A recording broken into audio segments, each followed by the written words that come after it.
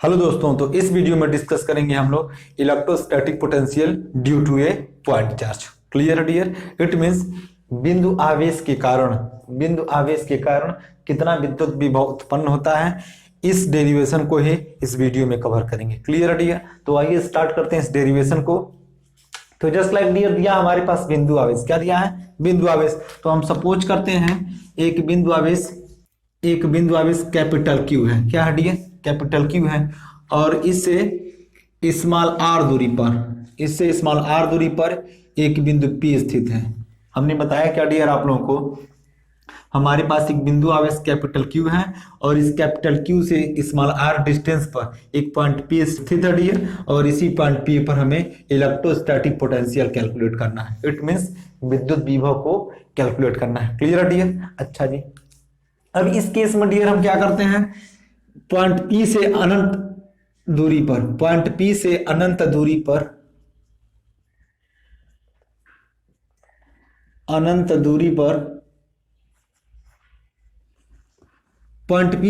दूरी पर जहां पर इलेक्ट्रोस्टैटिक पोटेंशियल जीरो के इक्वल है, जहां पे इलेक्ट्रोस्टैटिक पोटेंशियल क्या है? जीरो के इक्वल है। तो इस कंडीशन में डियर हम क्या करते हैं, इस बिंदु आवेश से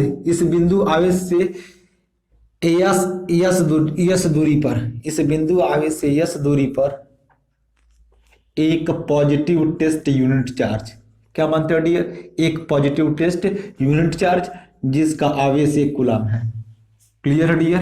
अब इस कंडीशन में डियर हमारे पास एक बिंदु आवेश है और इस बिंदु आवेश से स्मॉल आर दूरी पर एक बिंदु P स्थित है और इसी बिंदु P पर विद्युत विभव को कैलकुलेट करना है। Clear dear? अब इसी बिंदु P से हमने इनफाइनाइट पर इलेक्ट्रोस्टैटिक पोटेंशियल जहां पे जीरो होगा हमने माना। क्लियर है? अच्छा जी, अब इस प्लस क्यू आवेश से स्मॉल यस दूरी पर एक पॉजिटिव टेस्ट यूनिट चार्ज माना, जिसका मान क्या है? 1 कूलम के इक्वल है। Clear dear? कभी भी इस कंडीशन में डियर अगर कभी भी हमको इलेक्ट्रिक फील्ड का डायरेक्शन पता करना हो, तो चूंकि हमारे पास ये क्या है? प्लस चार्ज है और ये भी क्या है? पॉजिटिव यूनिट चार्ज है। Clear dear? और चूंकि हम जानते हैं कि आवेश से, कहां से जानते हैं डियर? आवेश से कि समान ध्रुव में प्रतिकर्षण होता है और जबकि असमान ध्रुव में आकर्षण होता है। इट मींस ये प्लस चार्ज है और ये भी क्या है? प्लस चार्ज है। तो इस कंडीशन में it means F is equal to QE होगा, उसका डायरेक्शन कहां होगा? बाहर होगा, यानी दोनों चार्ज एक दूसरे को क्या करेंगे? प्रतिकर्षित करेंगे। Got it? अच्छा जी, अब इस केस में डियर हम क्या करेंगे, चूंकि हम विद्युत विभव का परिभाषा जानते हैं कि एकांक धनावेश को अनंत से विद्युत क्षेत्र के किसी बिंदु तक लाने में किया गया कार्य ही उसका विद्युत विभव कहलाता है। क्या कहलाता है डियर? विद्युत विभव कहलाता है। तो चूंकि हमने अनंत पर जहां पे इलेक्ट्रोस्टैटिक पोटेंशियल माना है जीरो, अब यहीं से पॉजिटिव टेस्ट यूनिट चार्ज को हम लेकर आएंगे पॉइंट पी पर। कहां पर लेके आएंगे डियर? पॉइंट पी पर। Got it? दोनों चार्ज एक दूसरे को क्या करेंगे? प्रतिकर्षित करेंगे। क्या करेंगे डियर? प्रतिकर्षित करेंगे। इट मींस इस पर कुछ बल लगाना पड़ेगा, कुछ कार्य करना पड़ेगा, जिसके फलस्वरूप ये चार्ज पॉइंट पी की तरफ आएगा। तो इस केस में हमने क्या करा डियर, हमने 1 कूलम आवेश पर इलेक्ट्रोस्टैटिक फोर्स लगाया, जिसको हम शो करते हैं F से, इलेक्ट्रोस्टैटिक फोर्स। तो इस कंडीशन में हमारे पास चार्ज का डिस्प्लेसमेंट ds हुआ। क्या हुआ डियर? ds हुआ। और इस इलेक्ट्रोस्टैटिक पोटेंशियल के कारण क्या काम करना पड़ेगा डियर? dw। आई रिपीट कि एकांक धनावेश को अनंत से विद्युत क्षेत्र के किसी बिंदु तक लाने में किया गया कार्य ही उस क्षेत्र का विद्युत विभव कैपिटल V कहलाता है। Clear dear? तो हम पूरे फंडे को रिपीट करते हैं, क्योंकि हमने क्या कहा डियर आप लोगों से कि हमारे पास एक पॉजिटिव चार्ज है, इससे स्मॉल आर दूरी पर पॉइंट P स्थित है और इसी पॉइंट P पर हमें विद्युत विभव की गणना करनी है। Clear dear? इस केस में हमने माना है पॉइंट P से इनफाइनाइट लेंथ पर हमारे पास इलेक्ट्रोस्टैटिक पोटेंशियल जहां पे क्या है? जीरो है। क्लियर है? अभी इस आवेश से हमने स्मॉल s दूरी पर एक पॉजिटिव टेस्ट यूनिट चार्ज को सपोज करा है। Clear dear? चूंकि हमारे पास दोनों चार्ज सेम है, इट मींस दोनों एक दूसरे को क्या करेंगे? प्रतिकर्षित करेंगे। इट मींस जो फोर्स लगेगा dear, F is equal to क्या लगेगा? QE। क्लियर है। अच्छा जी, अब हमें चूंकि इस चार्ज को लेकर आना पॉइंट पी की तरफ, कहां लाना डियर, पॉइंट पी की तरफ, तो हम इस पर लगाएंगे इलेक्ट्रोस्टैटिक फोर्स। क्या लगाएंगे डियर, इलेक्ट्रोस्टैटिक फोर्स, जिससे ये चार्ज कहां आए, पॉइंट पी तक आए। तो इस केस में हमने इलेक्ट्रोस्टैटिक फोर्स लगाया, जिससे इस चार्ज में डिस्प्लेसमेंट क्या हुआ, डीएस हुआ। इलेक्ट्रिक फील्ड और इलेक्ट्रिक फील्ड इंटेंसिटी दोनों का डायरेक्शन क्या डियर, अपोजिट है। It means theta is equal to हमारे पास क्या आ गया, 180 डिग्री। क्या आ गया डियर, 180 डिग्री। इस बात को समझाते हैं डियर, हमने क्या बताया डियर, चूंकि विद्युत क्षेत्र और विद्युत क्षेत्र की तीव्रता, चूंकि विद्युत क्षेत्र और विद्युत क्षेत्र की तीव्रता दोनों का डायरेक्शन क्या है, अपोजिट है। इट मींस दोनों 180 अंश का कोण जनरेट करेंगे। क्लियर है डियर। अगर इतना कॉन्सेप्ट क्लियर है डियर, तो इस बिंदु आवेश के कारण इस पॉइंट पी पर कितना विद्युत विभव उत्पन्न होगा उसको हम लोग कैलकुलेट कर लेंगे। क्लियर है डियर। अच्छा जी, अब चूंकि हम जानते हैं कि कार्य बराबर होता है बल गुणे विस्थापन। क्या होता है डियर, बल गुणे विस्थापन। तो हम लोग लिखना चाहे तो लिख सकते हैं डी डब्ल्यू कार्य बराबर बल गुणे विस्थापन। तो विस्थापन कितना हुआ डी, डीएस है। अच्छा जी, अब इस केस में इस दोनों के बीच का अगर झुकाव क्या हो, थीटा हो, क्या हो, थीटा हो, तो इस केस में हमारे पास जो थीटा का मान निकला डियर, क्या निकला है, 180 डिग्री। तो इसको आगे प्रोसीड करेंगे तो लिख सकते हैं डी डब्ल्यू और is equal to F E D S cos theta. Clear है। इस डॉट प्रोडक्ट को हटाने के लिए हमने क्या किया है, थीटा का मान पुट किया है। क्यों, क्योंकि दोनों हमारे पास जो इलेक्ट्रोस्टैटिक फोर्स है और डिस्प्लेसमेंट है दोनों वेक्टर क्वांटिटी है। कैसी क्वांटिटी है डियर, वेक्टर क्वांटिटी है। तो इस केस में दोनों के बीच का झुकाव क्या है, 180 डिग्री है। अच्छा जी, अब आप लोग जानते हैं थीटा का मान 180 अंश है, तो cos 180 अंश का मान क्या आएगा, -1। तो हमारे पास जो वर्क डन होगा dear, D W equal to क्या हो जाएगा, minus F E D S हो जाएगा। आई होप ये पूरा फंडा क्लियर हो रहा होगा। हमने बताया क्या डियर कि कार्य बराबर होता है बल गुणे विस्थापन। कार्य बराबर क्या होता है, बल गुणे विस्थापन। जहां डी डब्ल्यू क्या है, कार्य है, और बल क्या है, एफ लगाया हमने, और डिस्प्लेसमेंट कितना हुआ है, डीएस हुआ है। इट मींस कार्य बराबर बल गुणे विस्थापन हो गया। अच्छा जी, तो इस केस में डियर चूंकि विद्युत क्षेत्र और विद्युत क्षेत्र की तीव्रता दोनों के बीच का जो एंगल है डियर क्या है, 180 है। क्या है डियर, 180 है। तो इस केस में हमारे पास थीटा का मान हमने क्या पुट करा, 180 अंश।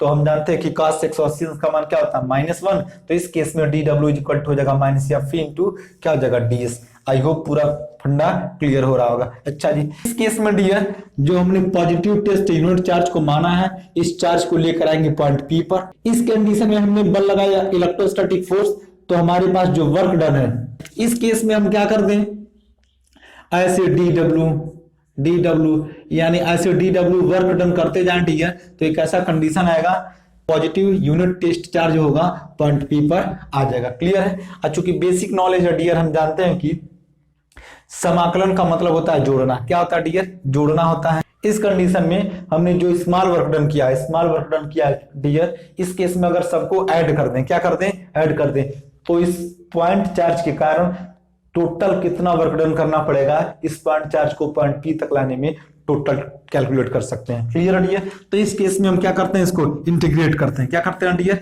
इंटीग्रेट करते हैं। तो यहां लिखेंगे हम लोग integration D W is equal to हो जाएगा हमारे पास माइनस इंटीग्रल। अच्छा जी, अब इस केस में डियर एक बात और है कि हम चार्ज को अनंत से पॉइंट पी तक ले आ रहे हैं। चूंकि हमारे पास इस आवेश से पॉइंट पी का डिस्टेंस क्या है, आर है। इट मींस आवेश को हम डिस्प्लेसमेंट कहां से कहां तक करेंगे, इनफाइनाइट से आर तक करेंगे। कहां तक करेंगे डियर, इनफाइनाइट से आर तक। तो इंटीग्रल का जो लिमिट बनेगा डियर, वो इनफाइनाइट टू क्या बनेगा, आर बनेगा। क्लियर है। अच्छा जी, अब इस कंडीशन को समझने के लिए हम चूंकि जानते हैं कूलाम का नियम। किसका नियम जानते हैं डियर, कूलाम का नियम। तो कूलाम के नियमानुसार F इज इक्वल टू होता है 1/4 pi epsilon not into Q1 into Q2 पूरे का पान क्या होता है, R स्क्वायर।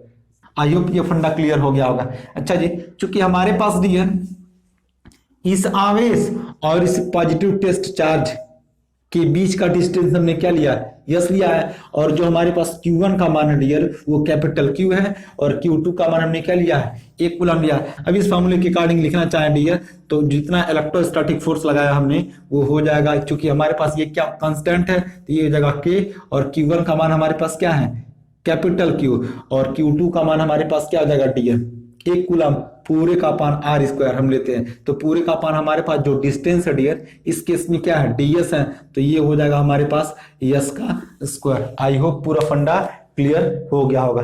एक बार और रिपीट करते हैं डियर, इंटीग्रल करेंगे तो ये हो जाएगा इंटीग्रल dw, ओके, माइनस का सिंबल बाहर कर लेंगे इंटीग्रल, चूंकि पॉजिटिव टेस्ट चार्ज को इनफाइनाइट से कहां तक लेकर आएंगे पॉइंट P पर, और पॉइंट P का कैपिटल Q से डिस्टेंस क्या है r है, इट मींस आवेश को इनफाइनाइट से लेकर कहां तक आएंगे स्मॉल r डिस्टेंस तक।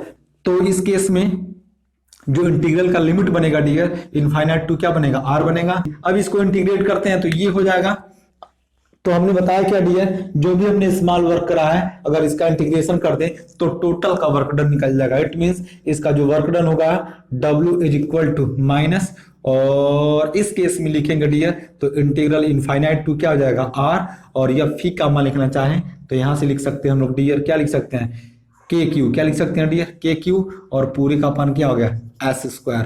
क्लियर है डियर, पूरे का मान क्या हो गया s स्क्वायर। और तो इस केस में लिखेंगे dear W is equal to minus, और हमारे पास जो KQ है डियर कांस्टेंट है। क्यों कांस्टेंट है, क्योंकि K का मान हमारे पास क्या आता है 1/4πε0, तो K का मान बाहर हो जाएगा, K बाहर हो जाएगा, और चूंकि हमारे पास कैपिटल Q क्या है कि बिंदु आवेश है, ये भी कांस्टेंट है, तो KQ को बाहर कर लिया और इंटीग्रल इनफाइनाइट टू क्या हो गया स्मॉल r, और बच गया हमारे पास 1/s² इंटू क्या हो गया ds। क्लियर है डियर। चलिए अब इस केस में डियर अगर इस s को ट्रांसफर कर दें ऊपर, तो जो एक्सपोनेंशियल फॉर्म प्लस का वो किसका आ जाएगा माइनस का। इट मींस लिखना चाहे डियर तो हम लिख सकते हैं इसको s⁻² चार्ज। क्लियर है डियर। तो अब इसको इंटीग्रेट करेंगे तो लिख सकते हैं W is equal to minus KQ, क्या होगा डियर माइनस KQ। अब इसका इंटीग्रल करेंगे तो चूंकि हम जानते हैं कि इंटीग्रेशन का फॉर्मूला अगर x⁻n चल रहा हो और इसका करना हो इंटीग्रल, तो इस केस में बनता है x⁻n+1 पूरे का अपान n+1। Clear dear. तो इस केस में हमारे पास आता है integral x⁻n is equal to n+1 पूरे का अपान n+ क्या हो गया 1 हो गया। आगे जब प्रोसीड करेंगे डियर तो ये हो जाएगा हमारे पास s⁻² + 1 पूरे का अपान, यहाँ देखिए आप लोग n+1 ऊपर है तो नीचे भी क्या है n+1, तो सिमिलरली नीचे लिख सकते हैं -2 + 1, और इसका लिमिट कहां से कहां तक है इनफाइनाइट टू r है, तो लिख सकते हैं इनफाइनाइट टू क्या हो गया r हो गया। आगे प्रोसीड करेंगे डियर तो ये हो जाएगा W is equal to minus KQ into आगे लिख सकते हैं डियर s⁻−1 पूरे का अपान -1। क्लियर हो गया, और लिमिट इनफाइनाइट टू क्या बना है r बना है। अच्छा जी, अब इस केस में इसको आगे प्रोसीड करेंगे डियर तो हम लोग लिख सकते हैं क्या W, क्या लिख सकते हैं डियर W, और इज इक्वल टू हमारे पास हो जाएगा माइनस KQ, और इस माइनस ये माइनस क्या आ जाएगा कैंसिल आउट हो जाएगा, तो इसको हम बना लेते हैं पॉजिटिव। क्या बनाते हैं डियर पॉजिटिव, और बचा क्या हमारे पास S इनवर्स। अभी इस S इनवर्स को नीचे लेकर आएंगे तो एक्सपोनेंशियल फॉर्म किसका हो जाएगा प्लस का, इट मींस ये हो जाएगा 1/s, और इसका लिमिट जो बनेगा डियर इनफाइनाइट टू क्या हो गया r हो गया। अब क्या करते हैं लिमिट को पुट कर देते हैं, और जिससे हमारे पास बिंदु आवेश का मान निकल जाएगा डियर। तो आगे प्रोसीड करेंगे तो लिखेंगे W is equal to KQ, और लिमिट को रखते समय अपर लिमिट माइनस क्या करते हैं लोअर लिमिट, अपर लिमिट उच्च सीमा क्या r है और निम्न सीमा क्या इनफाइनाइट है। तो इस केस में यस का मान क्या रखेंगे, एक बार r रखेंगे और दूसरे केस में हम क्या रखेंगे यस का मान इनफाइनाइट रखेंगे। इट मींस 1/, क्या हो जाएगा r, और -1/, क्या हो जाएगा इनफाइनाइट। आई होप ये क्लियर हो रहा होगा। हमने क्या करा डियर यस का मान एक बार r रख दिया और यस का मान एक बार इनफाइनाइट रख दिया, 1/ upper limit -1/ lower limit. Clear है। तो इस केस में हमारे पास जो सूत्र बनेगा डियर वो हो जाएगा W और इज इक्वल टू KQ, और ये पूरा मान क्या हो जाएगा 0, और KQ पूरे का मान क्या हो गया डियर R हो गया। बट अब one of the most important जो लाइन है डियर अब बताएंगे आप लोगों को, one of the most important line क्या है। अब चूंकि हम विद्युत विभव क्या होता है इसको एक्सप्लेन करते हैं। एकांक परीक्षण आवेश को अनंत से, कहां से डियर अनंत से विद्युत क्षेत्र के किसी बिंदु तक लाने में किया गया कार्य ही उस क्षेत्र का विद्युत विभव कहलाता है। क्या कहलाता है डियर विद्युत विभव कहलाता है। इट मींस जो W होगा वो कैपिटल V के इक्वल होगा। इट मींस W को लिखना चाहे तो लिख सकते हैं कैपिटल V, और चूंकि हमारे पास जो K है और K क्या हमारे पास है कांस्टेंट है, और इस K का मान होता है 1/4π एप्सिलॉन नॉट 1/4πε0 इनटू ये हो जाएगा Q और पूरे का अपान क्या हो जाएगा R। ये हमारे पास था एक बिंदु आवेश के कारण, एक बिंदु आवेश के कारण पॉइंट P पर कितना इलेक्ट्रोस्टैटिक पोटेंशियल जनरेट होगा, यही हमने डेरिवेट करा। यानी it means V is equal to आ गया हमारे पास 1/4πε0 इनटू Q अपन क्या हो गया R आ गया। क्लियर डियर, ये था हमारे पास पूरा डेरिवेशन। क्लियर हो गया, आइयो पूरा फंडा क्लियर हो रहा है। अच्छा जी, अब इस केस में इसका मतलब क्या उसको समझाते हैं dear.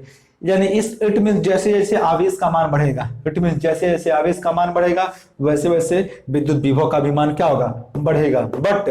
But one of the most important line क्या है डियर कि जैसे जैसे इस आवेश से इस पॉइंट P का डिस्टेंस बढ़ेगा डियर वैसे वैसे विद्युत विभव का मान क्या होगा घटेगा। इट मीन्स अगर चार्ज बढ़ेगा, चार्ज क्या होगा बढ़ेगा, इसको लिख सकते हैं V प्रोपोर्शनल क्या लिख सकते हैं Q, और अगला लिखना चाहे तो लिख सकते हैं V इन प्रोपोर्शनल क्या लिख सकते हैं डियर 1/r क्या लिख सकते हैं R लिख सकते हैं। क्लियर है डियर, इट मीन जैसे जैसे आवेश का मान बढ़ेगा वैसे वैसे विद्युत विभव का भी मान बढ़ेगा। बट जैसे जैसे हमारे पास आवेश से पॉइंट P का डिस्टेंस, आवेश से पॉइंट P का डिस्टेंस बढ़ेगा डियर वैसे वैसे विद्युत विभव का मान क्या होगा घटेगा। क्लियर हो गया, उम्मीद करते हैं ये पूरा डेरिवेशन ढंग से कवर हो गया होगा। नेक्स्ट मिलते हैं अगले लेक्चर में। Thank you.